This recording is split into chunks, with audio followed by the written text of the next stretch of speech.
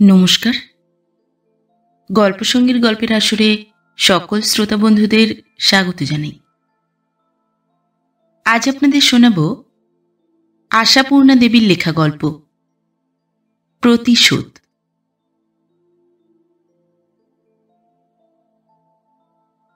ছেলেটা যখন প্রথম এ বাড়িতে এসেছিল তখন রংচটা টিনের সুটকেস আর রং জ্বলা শতরঞ্চে মোড়া দৈন্য দশাগ্রস্ত বিছানাটার সঙ্গে নিজের যে নামটা এনেছিল সেটা রীতিমতো জমকালো। জিনিসের দৈন্যের পরিপূরক হিসেবে নামের ব্যবহারটা অবশ্য কাজে লাগেনি, বরং হাসির খোরাকি জুগিয়েছিল সকলের। সময়ে অসময়ে হাসবার জন্যে সেটা মনে না রেখে যে ভুলে গেছে সবাই, এই রক্ষে। সেই মূল নামটা ছিল জ্যোতিরিন্দ্র ভূষণ। নামটার ব্যাকরণসম্মত ঠিক কোনো মানে আছে কিনা সে চিন্তা ছেড়ে দিলেও অবস্থার সঙ্গে যে নেহাত বেখাপ্পা আর চেহারার সঙ্গে নিতান্তই বেমানান, এটা অস্বীকার করা চলে না। গ্রামের স্কুলে ফ্রি পড়ে কলকাতার কলেজে পড়তে আসার ছুতোয় দুঃসম্পর্কের আত্মীয়ের ঘাড়ে এসে পড়া রোগা টিনটিনে কালো মুখচোরা ছেলেটার হাতে বহরে এত বড় একটা নাম, বাবা! অতএব জ্যোতিটা লুপ্ত হলো, ইন্দ্রত্ব গেল ঘুচে, রইল শুধু ভূষণ। এই বেশ, ডাকতে সুবিধে, অবস্থায় খাপ খায়।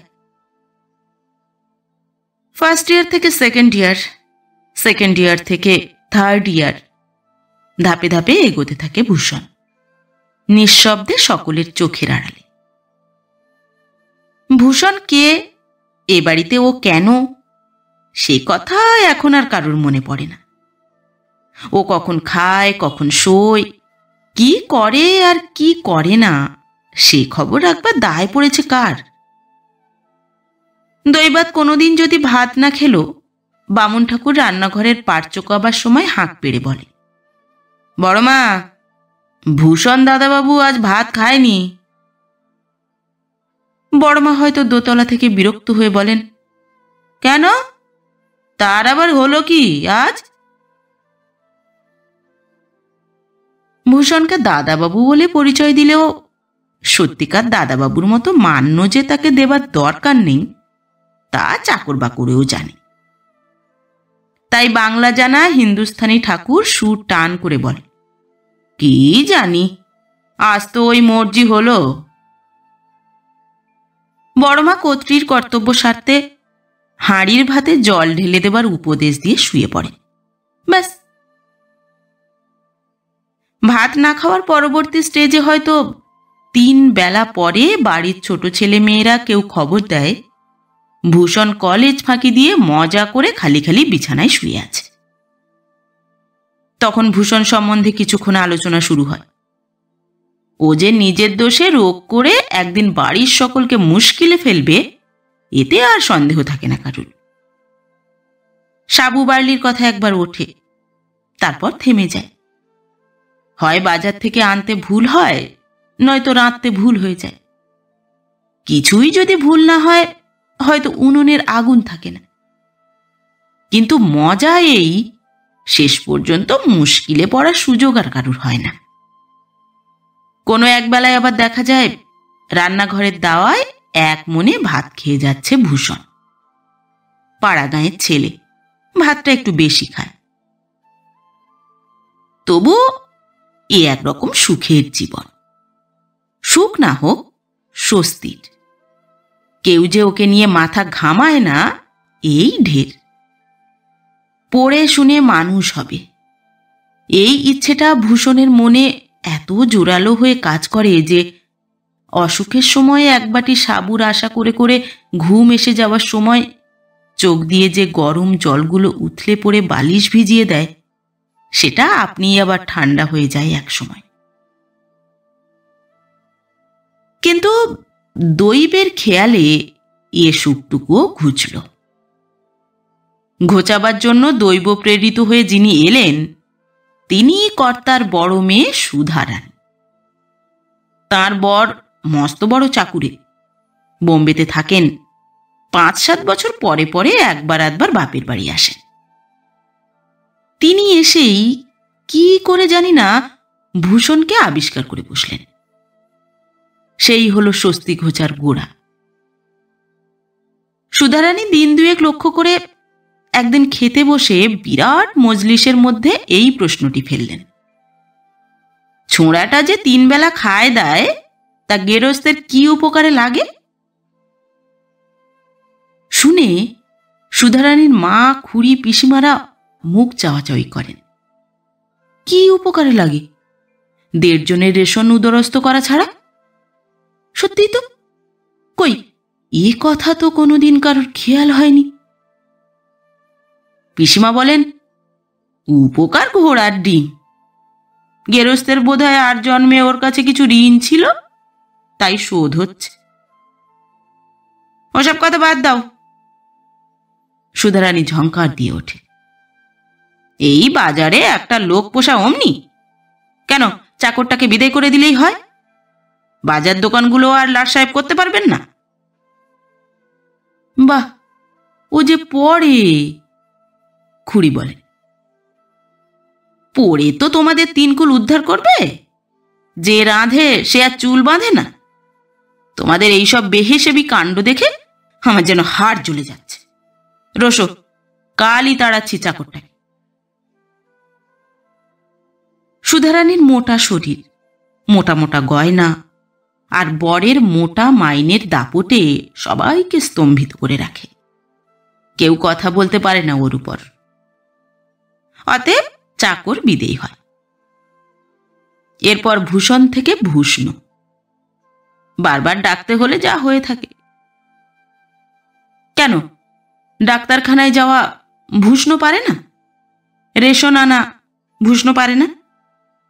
গম পেশাই করাতে ভূষ্ণকে দাও না। বাড়ির ছোট ছেলেগুলোর জন্য আবার পয়সা খরচ করে মাস্টার রাখা কেন? ভূষ্ণ সকাল সন্ধ্যে 2 ঘন্টা পড়াতে পারে না?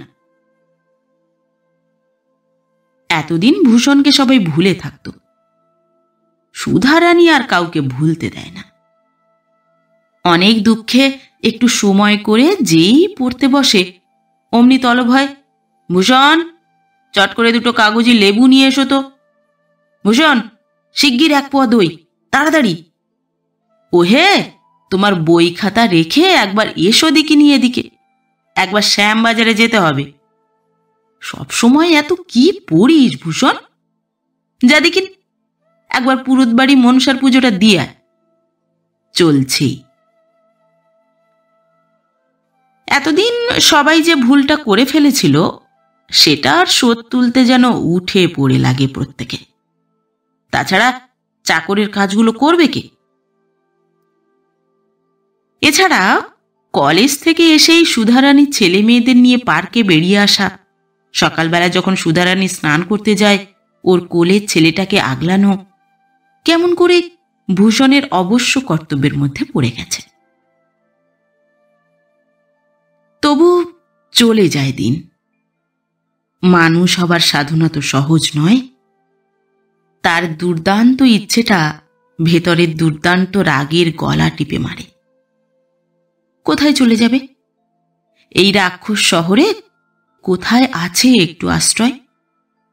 কোথায় মিলবে 2 বেলা 2 থালা ভাত? চলে গেলেই তো যেতে হবে গ্রামের বাড়িতে, জলাঞ্জলি দিতে হবে লেখাপড়ার আশায়। তার চেয়ে সহ্য করাই ভালো। কিন্তু সুধারানী কি টিকে থাকতে দেবে ওকে? সে যেন প্রতিজ্ঞা করেছে ভূষণের সহ্য শক্তির শেষ সীমানা দেখবে। নাকি একটা নিরীহ মানুষকে উত্ত্যক্ত করাতেই ওর আনন্দ? দুষ্টু ছেলেরা যেমন উৎকট আনন্দ পায় পাখির ঠ্যাঙে দড়ি বেঁধে ব্যাঙকে খোঁচা মেরে। কিসের একটা ছুটিতে সুধারানীর বর বিজয়বাবু এলেন শ্বশুরবাড়ি। মান্যগণ্য জামাই, বাড়িতে হই হই পড়ে গেল। বাড়ি শুদ্ধ সবাই ভেবে পায় না জামাইকে স্বর্গে রাখবে কি মর্তে রাখবে। বুঝেই উঠতে পারে না কোন নন্দন কাননের ফল পেড়ে এনে খাওয়াবে। অতএব বুঝতেই পারছো, কপাল ভাঙল ভূষণের। তাকে অনবরত ছোটাছুটি করতে হচ্ছে লেক মার্কেট থেকে নিউ মার্কেট, মানিকতলা থেকে হাতিবাগান, কলেজ স্ট্রিট থেকে কালীঘাট, হাওড়া থেকে শিয়ালদা। স্বর্গ মর্ত পাতাল এক করে 3 রাজ্যের দুষ্প্রাপ্য জিনিস জোগাড় করে খাওয়াতে না পারলে আর জামাই আদর কি? কুমিরের সাইজে গলদা চিংড়ি, কচ্ছপের সাইজে কাঁকড়া, তরমুজ প্রমাণ ল্যাংড়া আম আর হাতির ডিমের মতো হাঁসের ডিম এনে জামাইয়ের পাতে ফেলতে পারলে তবেই না বাহাদুরি।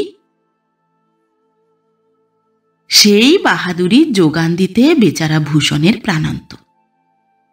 কলেজ কামাই হচ্ছে, তা হোক, কলেজ তো আর পালিয়ে যাবে না, কিন্তু জামাই যে পালাবে। 3 দিন কামাইয়ের পর সেদিন ভূষণ কলেজ যাবেই প্রতিজ্ঞা করে ভোর থেকে 7 বাজার ঘুরে সারাদিনের মতো রসদ জোগাড় করে রেখে তাড়াতাড়ি খেয়ে নিচ্ছিল। সুধারানী এসে অবাক হয়ে গালে হাত দিয়ে দাঁড়ালো। ব্যাপার কি ভূষণ, এই সকালবেলাতেই পেট জ্বলে উঠেছে তোমার? ভূষণ মুখ লাল করে বলে, কলেজ কামাই হচ্ছে রোজ রোজ। কলেজ? আজ তুমি কলেজে যাবে নাকি? ভূষণ কুণ্ঠিতভাবে যা বলে তার মর্ম, যখন তখন কামাই করে করে এ মাসে তার পার্সেন্টেজ ভীষণ কমে গেছে, কাজেই আজ আর না গেলে চলবে না। সুধারানী আরো অবাক হয়ে বলে, স্কুল না গেলে চলবে না? আর সারাদিন বাড়ি না থাকলে চলবে? তুমি যে অবাক করলে ভূষণ। সব তো এনে রাখলাম, নেহাত নরম হয়ে বলে ভূষণ। শুনে কিন্তু বেজায় হেসে ওঠে সুধারানী, বলে, এনে রাখলে কি বলো? বেলা 2:30-টের সময় যে তোমাদের জামাইবাবুর আইসক্রিম সন্দেশ আর ঠান্ডা দই খাওয়া অভ্যাস, সেটাও এনে রেখেছ নাকি? তাহলে রেফ্রিজারটাও এনে রেখেছ বোধহয় একটা। ভূষণের কেমন রাগ হয়ে যায়, তবু অনেক কষ্টে সামলে বলে, 2 সের বড় পানা আছে, তাইতে বসিয়ে রাখলে চলবে না? ভদ্রলোকের চলে না, তোমাদের নালতেপুরের জামাইয়ের চলতে পারে। যাক, এসে পড়েছে যখন তোমাদের হাতে, তোমাদের দয়ার উপর নির্ভর। খেয়ে উঠে ওর জুতোর 2 জোড়া একটু বুরুশ চালিয়ে রেখে যেও দেখিনি। হঠাৎ ভূষণ একটা দুঃসাহসিক কাজ করে বসে। খেতে খেতে জলের গ্লাসে হাত ডুবিয়ে উঠে পড়ে, বলে ওঠে, আমি পারবো না। পারবে না?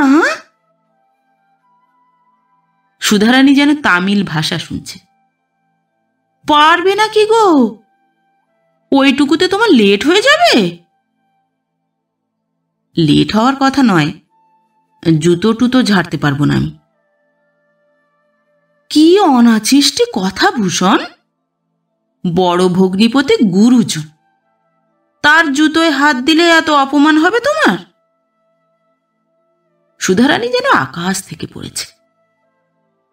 তোমার কথা শুনলে গা জ্বলে যায় বাপু। যাও যাও, বেশ ভালো পালিশ হয় যেন দেখো। কেন মিথ্যে বলছেন সুধাদি, আমি পারবো না বলে ভূষণ চলে যায়। আর সুধারানী যেন ফেটে পড়ে, যত পারে চেঁচিয়ে বলতে থাকে, না যদি পারে এই দণ্ডে যেন পথ দেখে ভূষণ। হত যার টনটনে মান, তার পরের বাড়ির ভাত খেয়ে থাকতে হয় না। কই 2 বেলা 2 গামলা ভাত সাঁটতে তো লজ্জা করে না, কাজ করতেই বুঝি যত লজ্জা। ঘণ্টাখানেক ধরে রাগের জের চলে সুধারানীর। বাড়িতে মা ঠাকুরমাও সাহস করে কিছু বলতে পারেন না। মেজাজি মেয়ে, বড়লোক জামাই, এখনই হয়তো রাগ করে চলে যাবে। ওরা প্লেনে চড়ে যায় আসে, সোজা কথা। মেয়ে জামাই থাকলো, কিন্তু ভূষণ সেই যে গেল, আর ফিরল না। মানুষ হবার স্বাদটা তার এতদিনে ঘুচল বোধহয়। যাক, ভূষণ গেল, তার জন্য কারোর এত কিছু মায়া উথলে ওঠেনি। গেল তো গেল, কিন্তু তার সঙ্গে বড় লোক জামাইয়ের 800 টাকা দামের হীরের আংটিটা যে গেল। একটু আগেই চৌবাচ্চার পাড়ে ভুলে ফেলে রেখে এসেছিলেন বিজয়বাবু। তারপরেই ভূষণ গিয়েছিল স্নান করতে। ত্রিভুবন খুঁজে সে আংটি তো আর পাওয়া গেল না। তবে কে নেবে সে জিনিস ভূষণ ছাড়া? হিসেবে কি বলে, 2 আর 2 4 মতো নিশ্চিত নয় কি? স্তম্ভিত হয়ে গেল সবাই। ভূষণ, এমন কাজ ভূষণের দ্বারা সম্ভব? এ যে নেহাত অবিশ্বাস্য। কিন্তু লাফালাফি করতে লাগলো সুধারানী। দুধ কলা দিয়ে কাল সাপ পুষলে যে কি হয় তাই বোঝাতে লাগলো সকলকে ডেকে ডেকে। ভূষণকে জেলে না পুরে ছাড়ছে না এ প্রতিজ্ঞাও করতে ছাড়ল না। তবে হলো না কিছুই। বিজয়বাবু ছুটি ফুরিয়েছিল, চলে গেলেন। সামান্য 800 টাকার জিনিসটার জন্য মাথা ঘামাবার মতো সস্তা মাথা তার নয়। যাবার সময় সুধারানী বারবার বলে গেল, ভূষণ যদি কোনোদিন এ বাড়ির ছায়া মারায় তাহলে যেন গলায় গামছা দিয়ে আংটি আদায় করা হয়। কিন্তু কোথায় বা ভূষণ, আর কোথায় বা তার গলা? কত গামছা ছিঁড়ল বাড়ির, ভূষণের গলায় উঠবার সৌভাগ্য আর হলো না কোনোটার। দিন, মাস, বছর, কতগুলো বছর কেটে গেল, ভূষণের কোনো পাত্তাই পাওয়া গেল না। পৃথিবী ঘুরছে, ঘুরছে মানুষের ভাগ্য। যে উপরে ছিল সে নেমে পড়েছে নিচে, নিচের তলার জীব জায়গা করে নিচ্ছে উপরে। সুধারানী আজ নিতান্ত দুঃখী। অনেক দিন হয়ে গেল প্লেন দুর্ঘটনায় পা ভেঙে গিয়ে চাকরিটি গেছে বিজয়বাবুর। সপরিবারে তিনি এখন শ্বশুর বাড়ির গলগ্রহ। যখন টাকা ছিল তখন বাবুয়ানা ছিল অগাধ, কাজেই জমানো টাকা কিছুই ছিল না। এখন একেবারে পর মুখাপেক্ষী হয়ে থাকতে হয়েছে। বলতে হবে না বোধ হয়, হাতির ডিমের মতো হাঁসের ডিম এখন ঘোড়ার ডিমে পরিণত হয়েছে। বেলা 2:30টার সময় আইসক্রিম সন্দেশ আর ঠান্ডা দই, শীতকালে ল্যাংড়া আম আর গরমকালে কপি কড়াইশুঁটি। সে কি রূপকথার গল্প নাকি স্বপ্ন? ভূষণের চাইতেও দুরবস্থা আজ সুধারানীর 15 বছরের ছেলেটার। বাড়ির সমস্ত কাজ না করলে মামাদের ধমকে ধমকে তার পেটের পিলে চমকে যায়। বামুন ঠাকুরকে জবাব দেওয়া হয়েছে, 2টি বেলা রান্না ঘাড়ে পড়েছে সুধারানীর।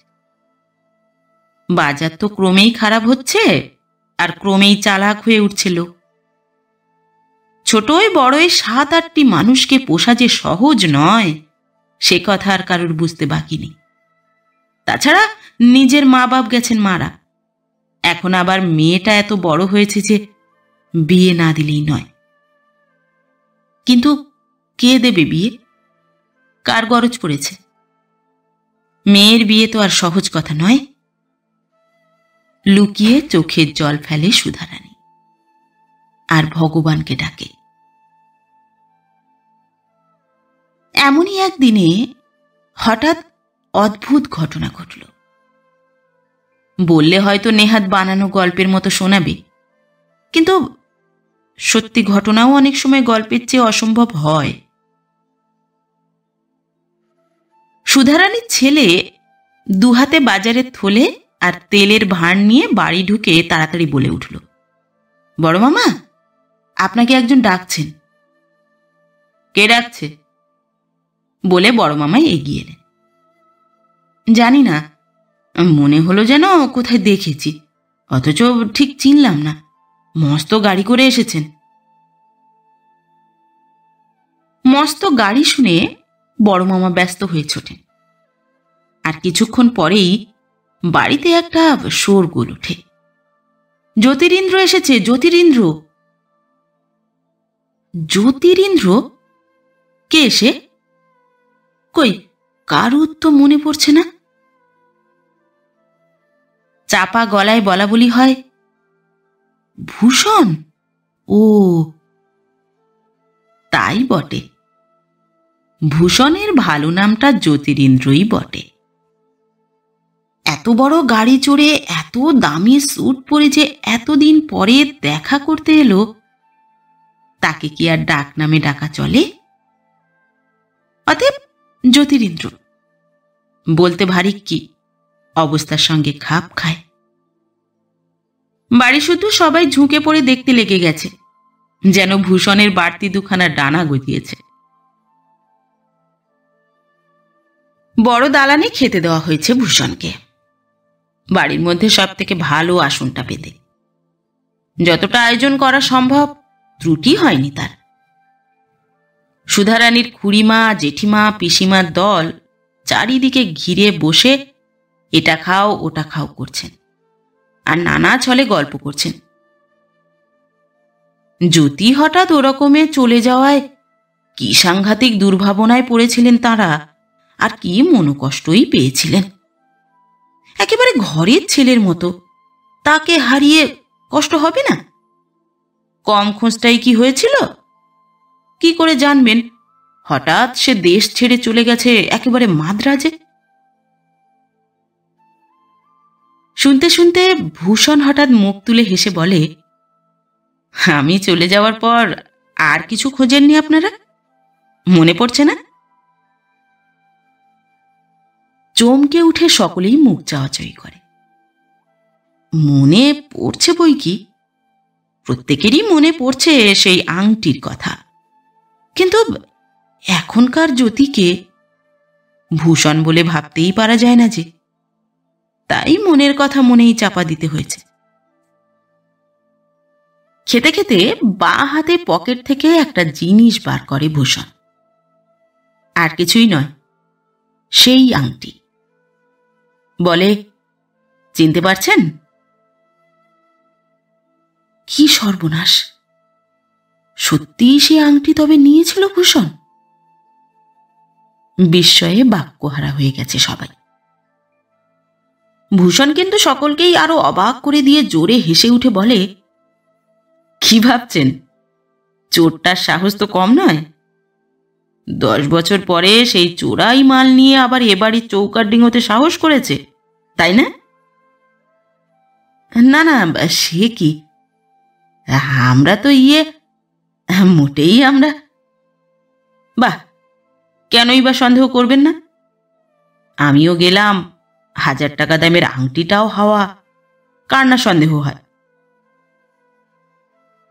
কিন্তু বলুন পিসিমা, তখন যদি আমি এসে বলতাম অসাবধানে পড়ে থাকতে দেখে মজা করে লুকিয়ে রেখেছিলাম ওটা, বিশ্বাস করতেন আপনারা? কখনো না। নিশ্চয়ই ভাবতেন লোভের বশে চুরি করে ফেলে এখন সামলাতে পারছে না ছোকরা, তাই কিনা বলুন? এখন বিশ্বাস করবেন জানি, তাই আনতে ভরসা হলো। হাসতে থাকে ভূষণ। এতক্ষণে আর সকলেও হেসে ওঠে তার সঙ্গে, যেন ভারী একটা মজার কথা হয়েছে। খাওয়া হলে ভূষণ বলে, কিন্তু সুধা দিয়ে এখন আছেন কোথায়, আসলে যার জিনিসটা? সুধারানীর খুড়িমা, যিনি মোটেই দেখতে পারেন না সুধারানীকে, তিনি ঠোঁট উল্টে বলে ওঠেন, কোথায় আর যাবেন, এইখানেই আছেন। কেন, ছেলে মেয়েগুলোকে দেখলে না? ওই তো মুকুল, সুধার বড় ছেলে। মুকুল? ভূষণ চমকে ওঠে।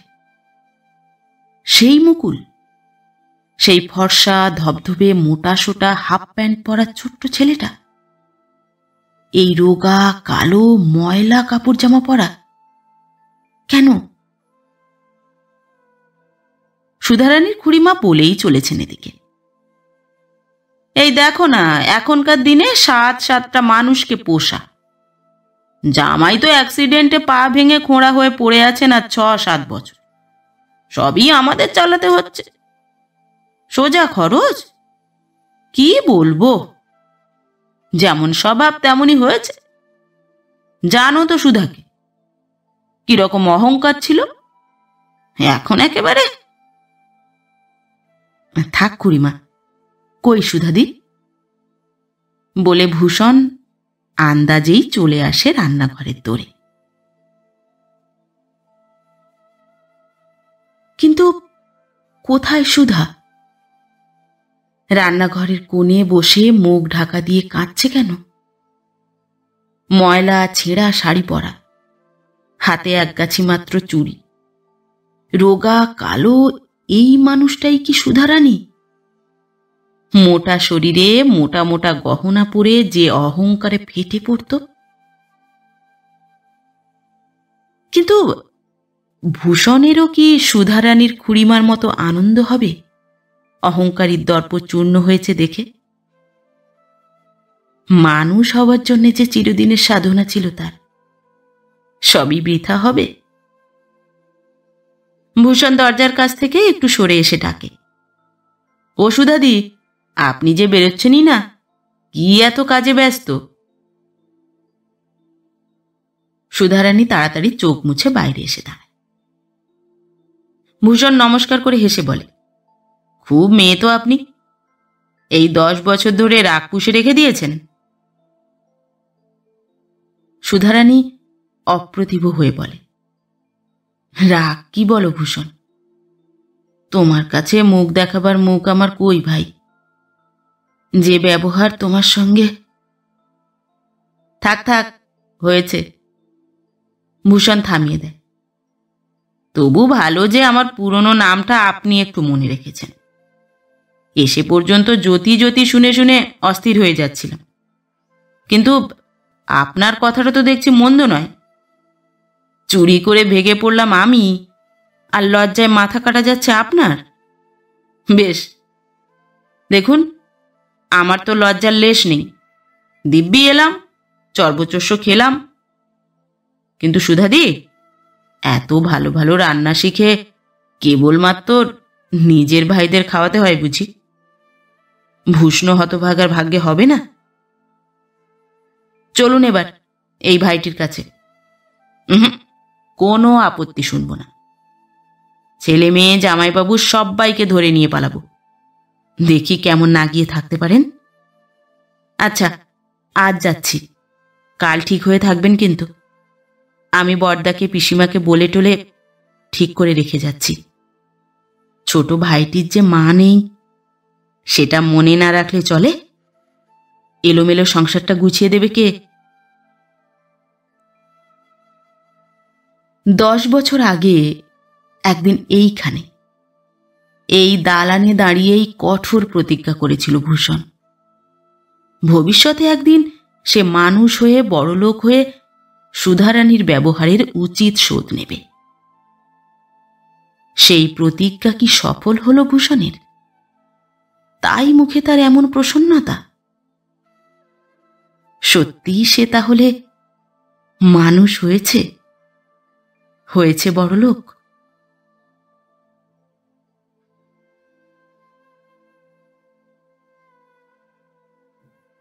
নমস্কার। পরবর্তী গল্প নিয়ে খুব শিগগির ফিরে আসছি। ততক্ষণ সবাই ভালো থাকবেন, সুস্থ থাকবেন। গল্প পাঠ কেমন লাগলো অবশ্যই কমেন্ট করে জানাবেন, এবং ভিন্ন ভিন্ন স্বাদের অডিও স্টোরি শোনার জন্য অবশ্যই চ্যানেলটি সাবস্ক্রাইব করবেন। ধন্যবাদ।